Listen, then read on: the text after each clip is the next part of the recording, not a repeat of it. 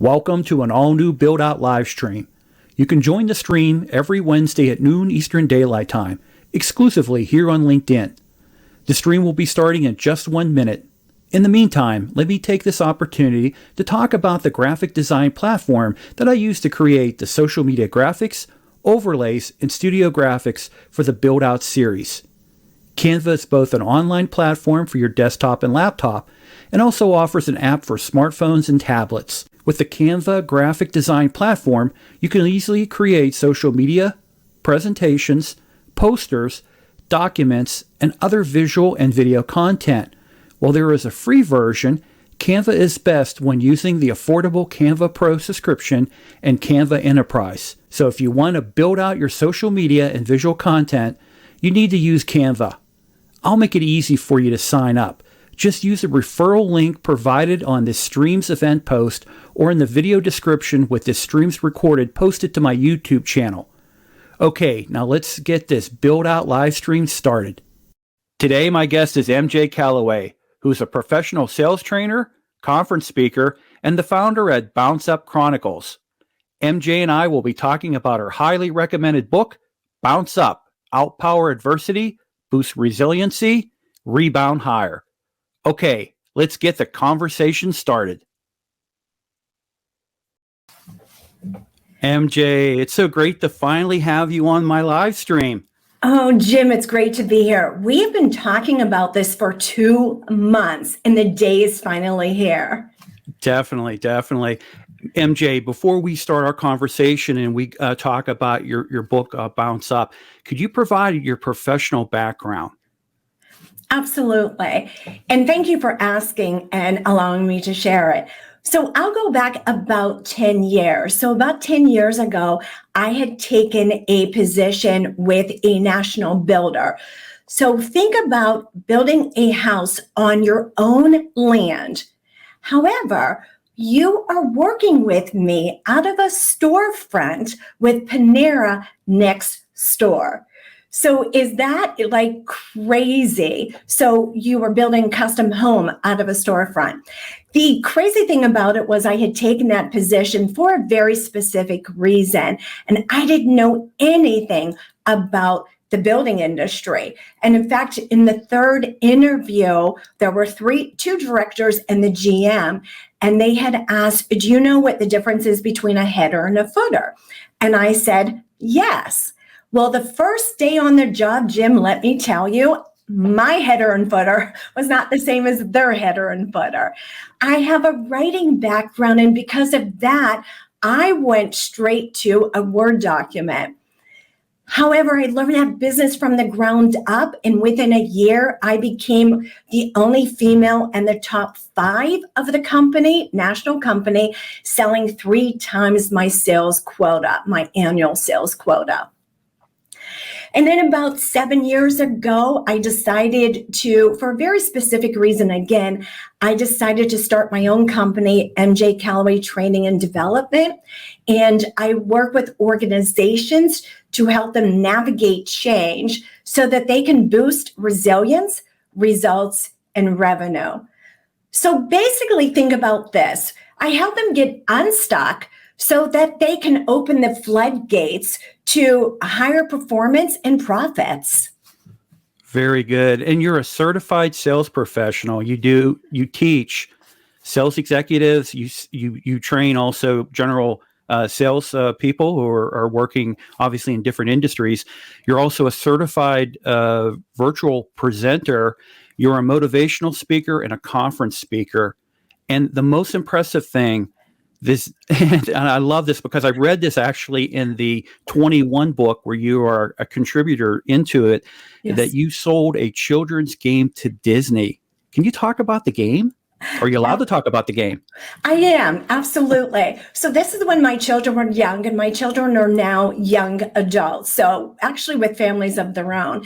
So when my son was in 2nd grade, I developed this game that was called Audio Bingo, and I sold it to one of Disney's divisions. So it was their game, and it was a it went from a book into a game. So it's called Audio Bingo. And what it was at the time, we had tape recorders, and imagine, cassette tape. So it was sounds like a toilet flushing and a dog barking, just fun sounds. And the bingo cards were actually pictures of those sounds. So because in second grade, kids, they can't read that much. Mm-hmm. So that was the game that I sold to Disney. And Jim, it is so funny because a lot of people, they hear that and they want to know more about it. Yeah, I think it is absolutely amazing. When, like I said, I read a lot of your background. Obviously, you and I have had conversation for a number of actually months now. And, I've got an opportunity to learn you a lot better. Obviously, I read your book, Bounce Up. What an awesome book. And we're going to talk about it. I think you're going to show it right there. There you go. And I encourage everyone to buy this book. Also buy the 21. That book as well is very motivational and a lot of great stories. And you're going to share a lot of good stories. But let's do this. I wanted to share the agenda with everybody, what you and I are going to talk about. We're going to talk about adversity, disruptions, these devious roadblocks. We're going to talk about in your book about bounce up fundamentals. We're not going to give away everything. A short video about adversity in the workplace. And then I think the most important thing, you're going to share some stories about people who've been able to bounce up from adversity, setbacks, challenges that you might have in your professional and also in your personal lives. So let's go ahead and jump into the devious roadblocks conversation that we're going to have. And adversity is such a disruptive impact, not only on a person's career, but also on their personal relationships. Sometimes it could be dealing with family, friends, colleagues, themselves as well. And, setbacks create all these roadblocks, and setbacks could be small and they could be very monumental, very life-changing. Can you, let's define out what adversity is, and then maybe some examples of some of the adversity or define out the setbacks that, you've mentioned in your book. I'd love to. So adversity, when we think about it, it's two components. And definitely, you said devious roadblocks, definitely. So there's two components to it. So let's talk about the first one. So setbacks, actually, they deal a loss. There is when there's a setback, regardless of what it is, minor, as you said, or major, there's a loss. There's a loss of something. Something is taken away from us. And that could be a loss of confidence. It could be a loss of support, a loss of resources. Those can be financial, can be a loss of health, even a loss of your social network, depending upon what was taken away. Mm-hmm. So, and security. And adversity is multi-pronged, because it can have several of those losses. It isn't always one singular loss. And then, Jim, for examples, would you like to hear some examples? Oh, definitely. So for examples, it could be anything as not simple, but it could be a sales rejection. It could be something that you were counting on that sale. You knew you were closing it, and then someone said no. Or it could have been a DFT, a deal fell through. That isn't something you did, it's something someone else did, or maybe just the economy. So you're losing that.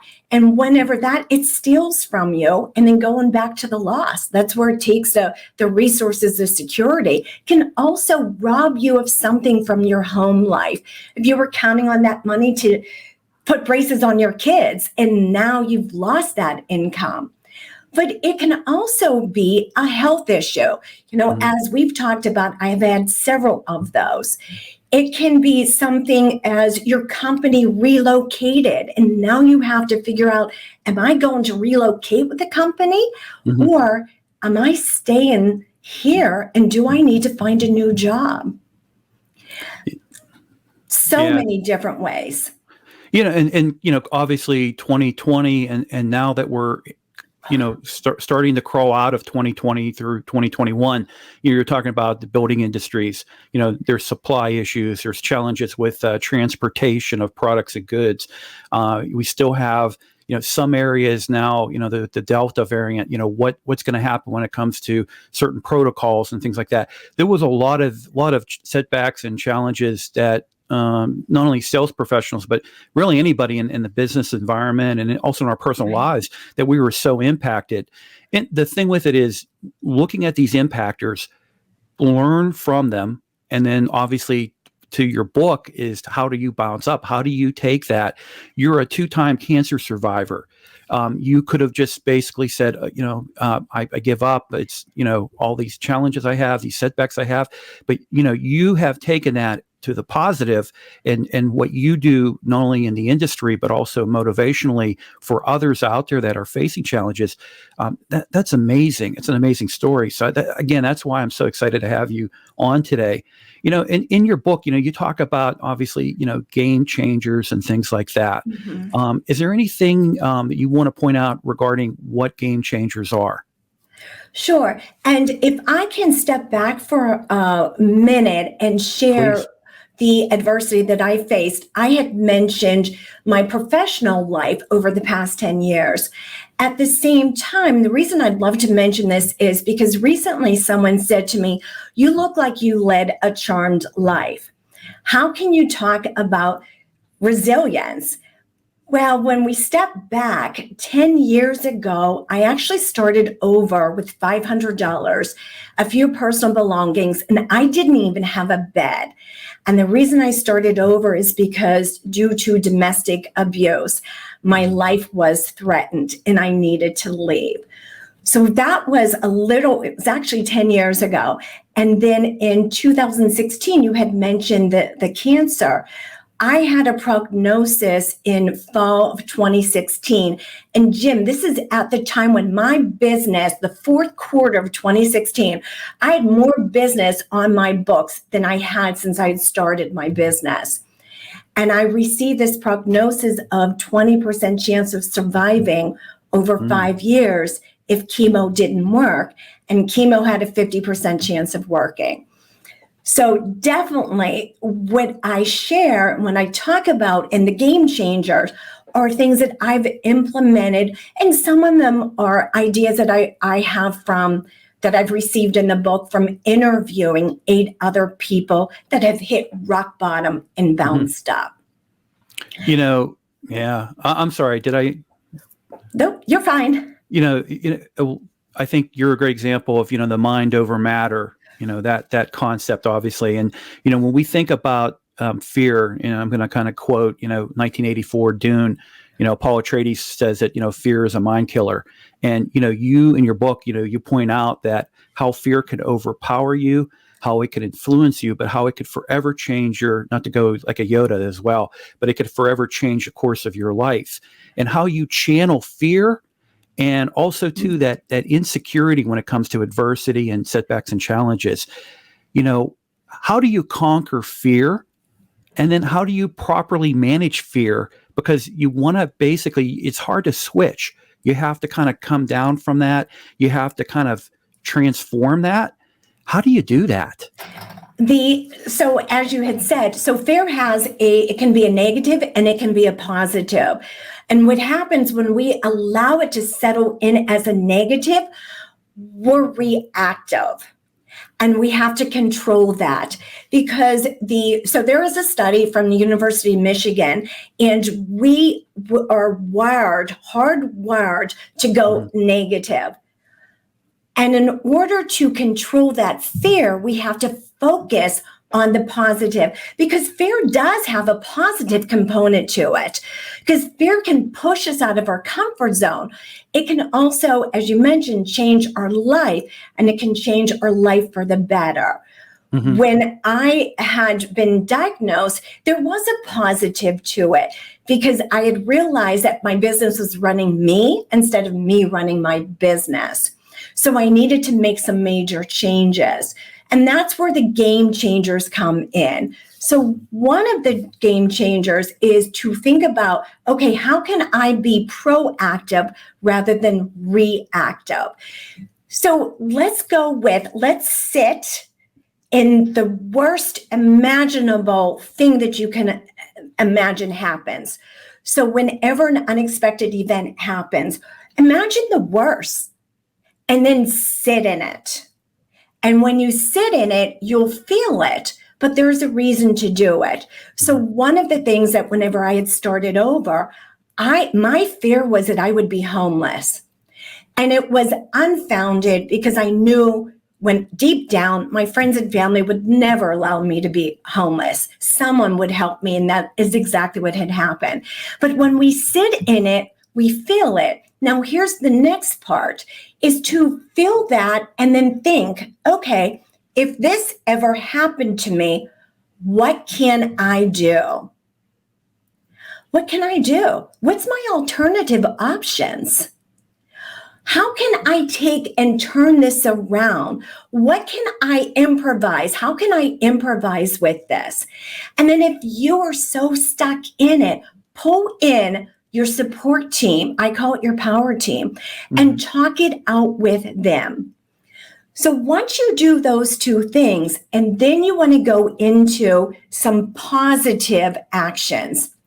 Meditate. And I know you had Raquel here, on Build Out last month. Meditate 5 minutes. It's all you need to do, because that fear makes your heart race. So when you meditate, you slow down. The second thing, think about what makes you happy. Jim, where's your happy place? Actually, it's being myself. I really enjoy being me. It sounds kind of conceited, but I love everything I do. I enjoy myself every day, and I think for me that's my secret, is to be what I want to be and focus on myself. That's awesome. Love it. So with it, one of the things that I suggest, if there is a happy place, so whatever makes you happy, so being yourself, maybe waking up and having your coffee.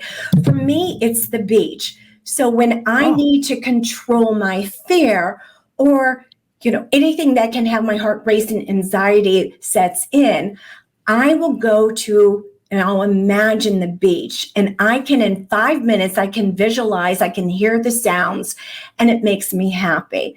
And the people that I have talked to over the years, some it's church, some it's the forest, some it's the woods, some it's the bathtub. There's so many different places that can be a happy place.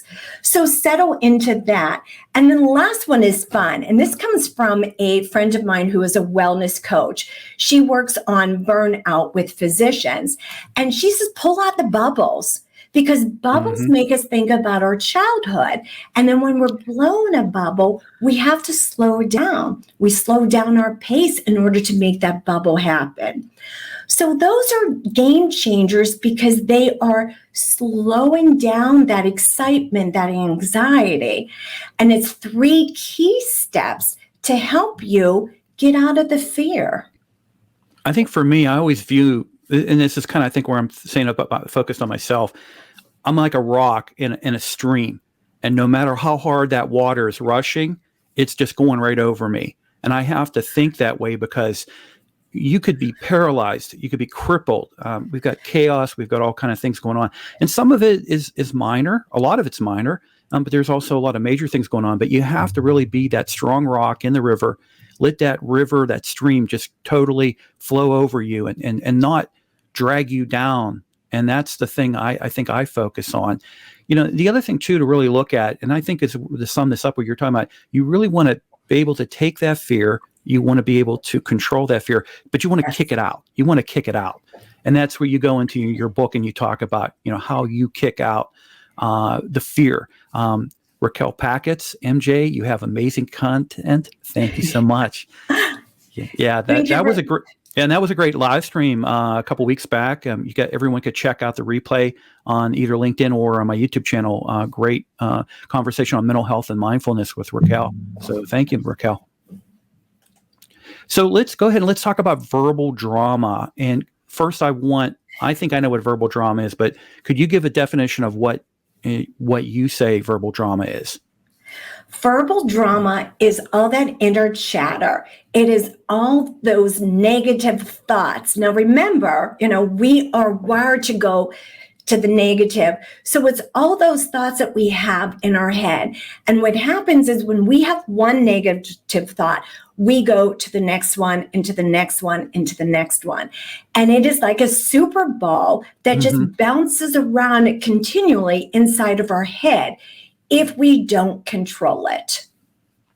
Yeah, I love the analogy with the Super Bowl because, there have been occasions for me and in my past where I've let things overcome me, and then you add more to it, and it just intensifies, and like you're talking about that Super Bowl. It's gaining momentum, it's gaining speed, and it's in the process. It's also doing a lot of damage in a way because it's totally hitting off all parts of your brain and everything like that. It can be crippling. It can be disabling. To be able to control that Super Bowl, and obviously you want to be able to take that verbal drama out. And we all deal with drama in our heads. We deal with professional drama all around us. We look at general life. There's a lot of drama goes on, and we have to look at. We have to be able to understand there's going to be drama, but we have to be able to channel that drama into something that's going to be very positive for yourself and for others as well. Because it can drag you down, but it can also make you go and become the person you don't want to be. So that's the thing you really have to keep in mind. Definitely. And with it, again, going back and being strategic with it. So Jim, can I share a couple of steps that can help calm that verbal drama? Definitely. So one of the things is to recognize it. And then if you have a piece of paper there, this is what I call flip it. Draw a line down the middle of the piece of paper. On the left side, write whatever the negative thought is. So you want to recognize it, write it down. Write it down, let's make it happen. And then on the right side, you want to flip it to a positive.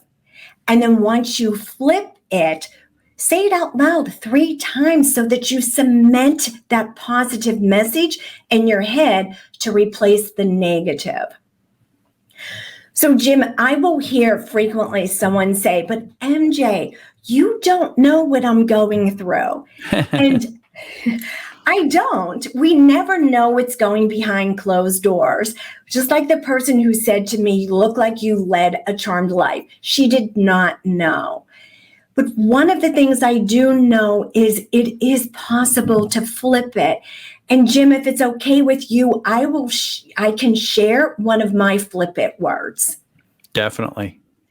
So when I was given that prognosis, that pretty dire prognosis, and I had shared, and I didn't quite share everything with my children, my young adult children, I could see when they heard that it would be 1.5 years of treatment, I could see the wind just taken out of their sails.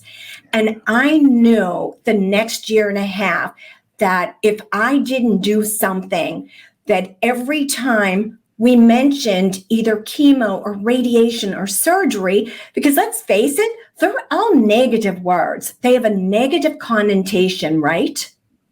Yeah. So I knew I had to flip it. So imagine now you're talking about chemo and it's magic wand. Thinking about that chemo is a magic wand, taking it away. And radiation became buzz because Buzz Lightyear puts a smile on your face. And even the oncology staff, because I was in the chair for 7 hours, it was pretty intense.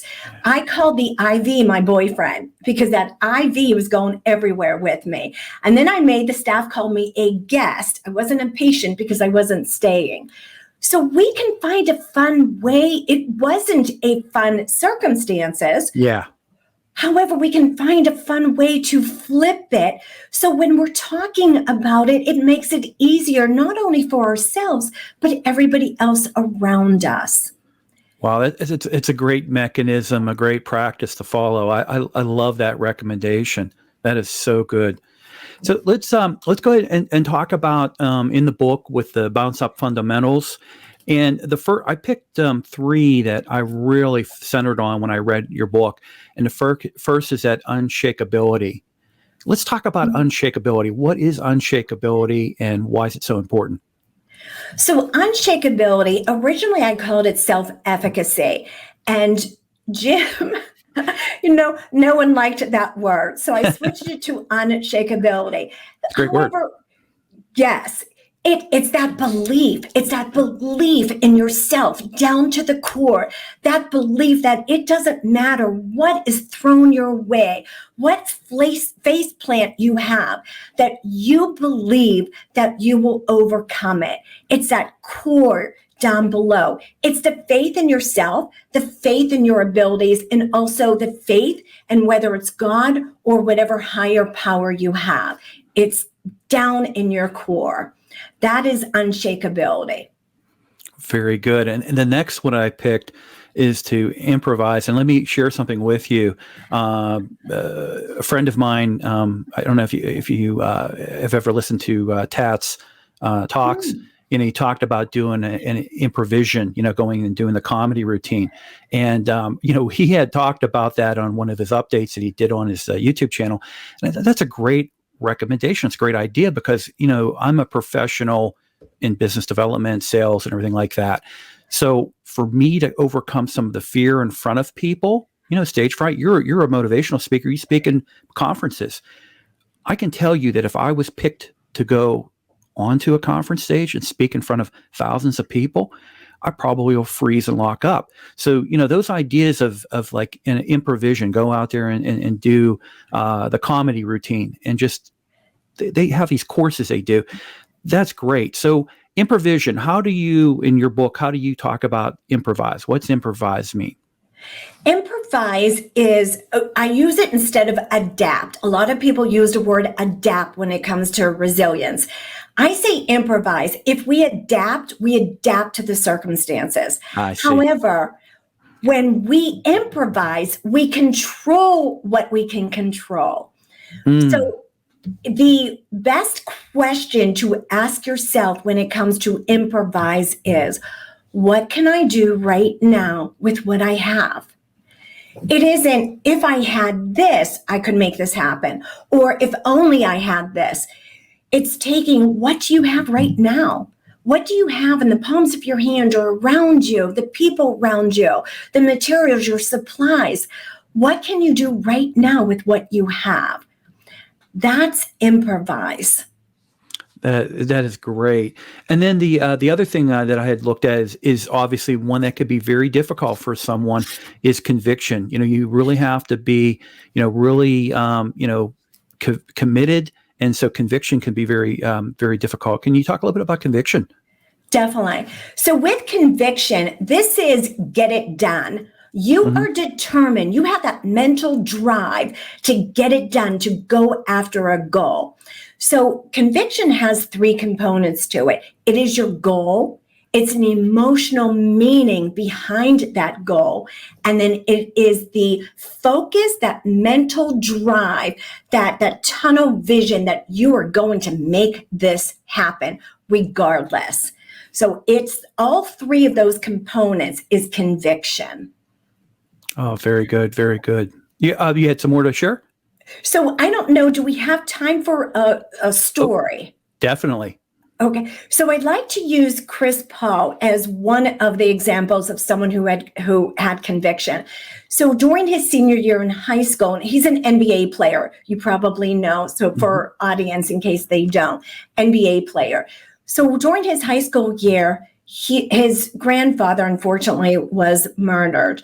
And Chris wanted to honor his grandfather's 61 years at his next basketball game. That meant he wanted to score 61 points. However, when you think about it, his average was 30.8. So we're talking doubling that. However, Chris had that conviction. He had the goal, the emotion behind the goal, and he also had that mental drive to make it happen. And at the end of the game, he had scored 61 points. Wow. What an amazing story. Oh, yes. Before we get into our final conversation, where we're going to talk more in stories of people who bounced up, and obviously we're going to talk about how together we can all bounce up. I have a short video that I'd like to play, and it's referencing an article through Indeed.com about dealing with adversity And then also too, in the description for this live stream and on my YouTube channel, when this goes up as a recording, there'll be a link to the article for people to check out and get more details from this Indeed blog post article. So hold on one second, MJ. Thank you. Sure. I hope that you're getting value out of today's conversation with MJ. I'd like to take this opportunity to talk about an April 2021 career development blog post from the Indeed editorial team titled, How to Overcome Adversity in the Workplace. The blog covered the topic of what is adversity in the workplace and how difficult and challenging that adversity can be to address in the workplace. The Indeed editorial team pointed out that typical causes of workplace adversity include ineffective management, lack of job design, and poor culture.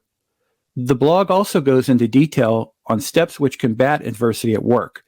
Now, you can read in more details on these steps by reading the blog on Indeed.com, but they're worth mentioning now. First is to identify the adversity. Then find a skill that you can develop to solve the issue. Next, set your goals and your strategy for overcoming adversity. And finally, evaluate the outcome and preventable actions moving forward. The Indeed.com blog post is very informative, and I'll post a link to the blog in this stream's comments, as well in the video description when this stream's recording goes up onto my YouTube channel. Okay, now back to MJ to finish today's stream conversation on the topic of resiliency. MJ, Great article. Yeah, definitely, and it's obviously it's such an important topic. You know, as we're all getting back into the workplace, you know, some are dealing with a hybrid, some are still work at home, but a lot of people are moving back in the office and things like that. So there's a lot of stress, obviously, across different professions and industries and the current economic situations that we're in and maybe facing. So there's so many stress, but also, when you're dealing with adversity, do you have any other, I kind of summed that up what Indeed had, but is there anything that you would recommend for people when dealing with adversity at the workplace? So one of the things that I'll use an analogy. So it is, think about those inflatable punching bags. You might have had one as a kid. Mm-hmm. So when we hit that, it bounces right back to where we are. It never grows. It never moves. It bounces back. Now think about a basketball player. Whenever he bounces up and he grabs the rebound, he's up there higher than everyone else. He brings that ball down. He now controls the ball. He controls the next play, the court, and possibly the game. So when we're in the workplace, look at what can you control? Mm-hmm. And then be proactive to whatever you can control. What you can't control, let go. But always think about that basketball player. He's taking control. He's growing. He's moving. So let's not stay in the same place. Let's not go back to where we were.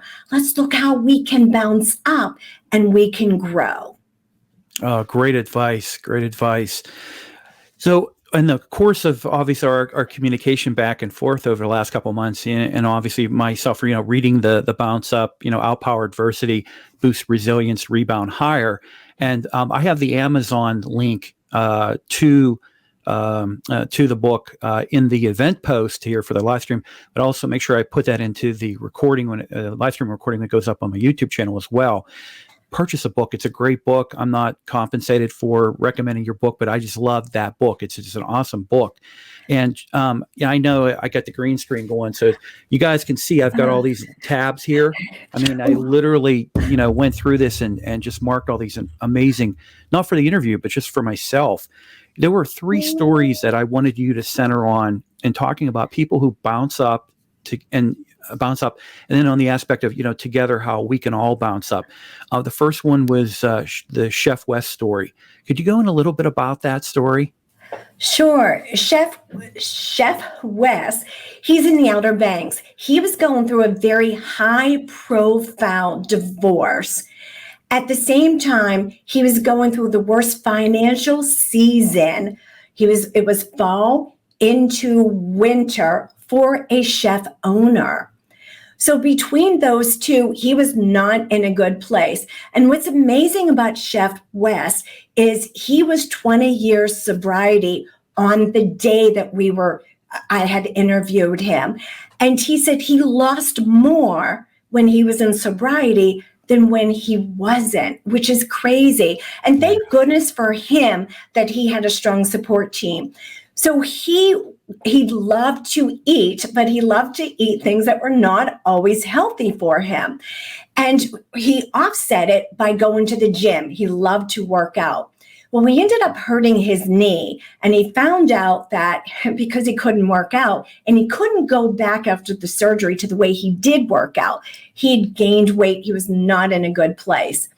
So between the high profile divorce, between the restaurant financially not doing well, so not in a good place. So he found one of his gym friends, talked to him and said, why don't you set a goal? Why don't you set a goal for being and registering and entering a bodybuilding competition? And he didn't know anything about bodybuilding. So he learned how to cook healthier. He had to taper the oils and the fats and the useless ingredients. And he learned how to cook not gray food, as he called it, but healthier, flavorful food, which ended up turning into a really good thing for his restaurant. But he went in, he also learned that he had to have a system. He needed to eat every 3 hours. He needed to get weighed in every Monday, and he needed to work out 5 days a week. That was a system. And he knew that he needed to stay in the present, not go to the past, not go to the future. So with it, 3 months after setting that goal, he stood on a stage, the bodybuilding competition stage. He says he was totally ripped and he won. Amazing. And the reason why I want us to talk about these stories is because in your book, what you do is you present the story and then you take it and you break down that story and really put it into for useful so that myself, I can actually relate to this, and then maybe I can apply this into my own professional or personal life. The next story that I really was amazed with is Summer Owens. Could you talk a little bit about Summer? Oh, Summer's a dynamo. She, because of a forced sexual encounter when she was 15, she ended up pregnant. She kept the baby. She had a son. However, as a teen mom, she did not let that stop her. She graduated from high school, she graduated from college, and she graduated from graduate school. The thing with this is the statistics on any teen mom ever graduating from college is 2% by the time they hit 30. 2%. Now, she went through school, she raised her son, and she worked part-time. So what happened, imagine people would always come up to Summer and say, how did you do it? Other teen moms, parents of teen moms, teachers, counselors, they'd ask her, how did you do it? So she was answering questions all the time. And Jim, we know our customers tell us what business we're in. Yeah. So she wrote a book about life after birth. And she used what she learned through marketing because she had several marketing jobs, one being with the Grizzlies. And she used that to get speaking engagements and to sell her book. And what happened from that, she had such great response that she stopped working to start her own business. Now, here's what was really interesting. Now, she listened. So one day she was talking to a counselor, and Summer had made a curriculum for her book because a lot of the schools in her area, she's in Tennessee, they were using it as reading material. And a counselor said to her, if you had aligned this with our state standards, it could be part of our curriculum. That's exactly what Summer did. So she listened to both times, and it created a business for her, a business that she can help others. She has a purpose. So an unfortunate circumstance let's face it, an enforced sexual encounter is not a good one. She turned it into something good that has purpose to help others. She definitely bounced up. Wow, what an amazing story. And when I read that, I was absolutely so moved. And, I had to share that here on the program today. And then earlier I had talked about, you obviously are a two-time cancer survivor. Your story is very powerful as well. And, you cover in it, you talk about your second diagnosis, and then you talk about how it have impacted you, but also to how you bounced up your personal and your professional career. Building on what you had expressed or talked about earlier on your story regarding, chemotherapy and all the other treatments that you were going through, what are some of the takeaways when it comes to the bounce up part of your story that you would want to share with the viewers today? The one thing I would suggest, and your viewers can get not only the Flipit worksheet on my website, they can also get what I call Supersize You and Power Team. So there's two different components here. So the Power Team, I have a professional Power Team and I have a personal Power Team. And their Power Team, I go back to the Jim Rohn quote, "You are the average of the 5 people you spend the most time with." I am very strategic, and I would suggest for everyone, download that Power Team worksheet so that you can be as strategic with the 5 people that you have on your team. And with it, my personal team, my medical team, that they were part of my Power Team. But having that Power Team, you have someone that you can go back to, because sometimes we get that verbal drama is in our head and we need someone to walk us through it. And by having specific people, and this is getting rid of the toxic people, and I had to do that during this journey, getting rid of the toxic people and putting specific people in there that can help you achieve whatever goal it is. So having that Power Team. And then the Supersize You is all the abilities that you have. Jim, we get so wrapped up in everyday life that we don't ever take a step back to think about our accomplishments, our abilities, our capabilities, what strengths we have, the traits we have. So the Supersize You worksheet takes you through that exercise so that you can pinpoint them. And I'll give a quick example. I worked with an HR director who was in her late 50s, and she had been downsized out of a job twice in 2 years. And all she had inside her verbal drama was, "I'm never going to get hired because of my age. I'm never going to get hired because of my age." However, when we sat down and did Supersize You with her, it was amazing. She was a problem solver, and she could work with teenagers all the way through to seniors to help them understand what they needed to do in order to get the best benefits that would serve them and their families. So once we looked at that, and she had the tenacity of a pit bull to overcome any type of a challenge. So looking at it gives us a bigger scope, and it takes us out of that verbal drama, and it makes it something more significant than what we originally think. Does that help? Yeah, that's excellent. It really does help a lot. And I encourage everyone to check out MJ's website. You can go to mjcallaway.com. On there, you'll get a lot of great information about her professional background. Also, if you're looking to book a motivational speaker, conference speaker, or a virtual presentation, MJ can hook up and help you out there with that.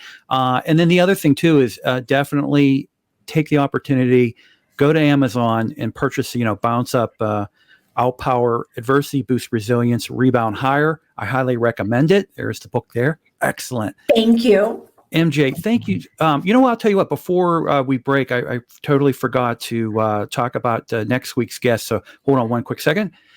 Next week, I'm going to be covering the topics of professional blogging, the benefits of it. Special guest is going to be Tolga Diraz, who is known as the corrosion doctor. So I'm looking forward to having a great conversation with the corrosion doctor, Tolga, and we're going to talk about how professional blogging can really help professional, if you're an engineer, if you're a sales professional, anybody in any industry. It's a great opportunity to share knowledge and information, but also help to brand yourself and market yourself as well. MJ, I so greatly appreciate it. I look so forward to this day. It was awesome to have this stream with you this afternoon. Thank you, Jim. My pleasure. Thank you. It was an honor to be here. Appreciate it. Hey, have a great day. Bounce up. Bounce up.